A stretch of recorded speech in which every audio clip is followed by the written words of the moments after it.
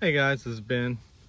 Today I kind of want to talk a little bit about the part of raising livestock that most people miss out on is usually the not so fun parts. It's fun to go to other people's farms and you see friendly cows or goats or little baby animals like this one, and you think, oh man, it's so much fun to have all this livestock and everything's always so great.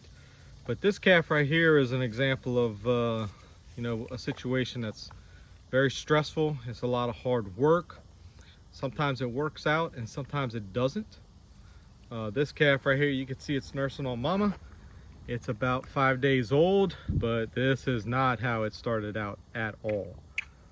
So this calf, the day it was born, I went and I found it pretty soon after it had been born, and the mama seemed pretty stressed out and the calf was extremely weak.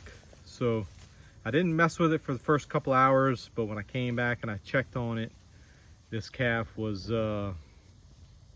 basically completely immobile. What had happened is it looked like it could use its front legs, but its back legs were basically 100% paralyzed. It was like they were totally limp. So we tried to get up on its front legs, but its back legs weren't working, almost like its spine was severed. So we knew something was wrong. So we actually took the calf and the mama and we brought them over here into our catch pen area. There's not a lot of shade here, so I even set up a tent. We milked out the mama, so we ended up bottle feeding the calf some colostrum because it couldn't stand up. And then we started doing some diagnosis on the calf. And I'm kind of curious what a lot of you guys think with this particular one, because I wasn't there for the birth, so I can't confirm what happened. I have some suspicions, but I kind of want to hear what other people think before I make up my mind completely. But basically the symptoms were mom and calf extremely exhausted, so there was obviously some kind of issue with calving. And the other things we noticed is on the eyes, both of the eyes had really bad ruptured blood vessels in both eyes.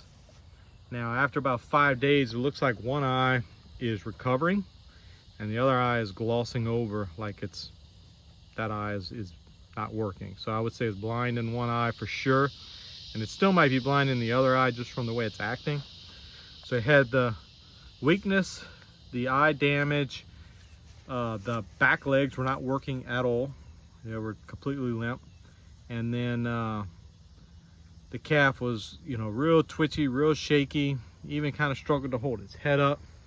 So it had a lot of that kind of stuff going on. Now what was weird is that the calf had a strong desire to eat. So the first day we milked the mama out, we fed the calf the mama's colostrum. Then it's a heifer mama, so she didn't have big teeth, so she was really hard to milk. So actually the last 3 or 4 days, what we did was we actually bought some milk replacer, and we were feeding the calf milk replacer, but every day we were getting up early in the morning to give it a bottle. We would catch mama in the squeeze chute. We would try to milk her out. Not milk her out, we'd try to get the calf to latch onto her. The calf was so weak it couldn't really stand for the first few days.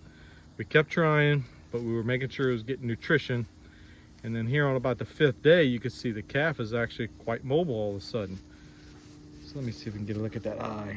See this eye right here is all glossed over, and the other eye looks like it's recovered. It's clear and bright, but I'm almost certain she's blind in that one eye. So we had kind of those things going on. At first we thought mineral deficiency, but after seeing the eyes all red and messed up like that, and the spine not working but the front legs working, you kind of wondered, was there some kind of injury or something? So I've got my suspicions about what I think happened, but ultimately, we said the calf looked like it was going to survive. So the other part, I forgot, there was one more thing. The calf was not making any noise. No noise, no calling, no nothing. Even when we would give it shots or whatever. So we did put it on antibiotics because it was had a lot of gurgling type noises, like it had fluid in its lungs. And so we thought maybe it either had the beginnings of pneumonia or some kind of issue. So we did put it on antibiotics for 4 days. And here we are after working with the calf. Yesterday it started to feed on mama on its own. And then today we have not fed it at all. It's been completely on its own with mama, and you see it's doing a good job of rooting around, getting what it needs. It's obviously not malnourished at the moment. She's definitely working on mama. So like I said, I've got in my mind what I think happened.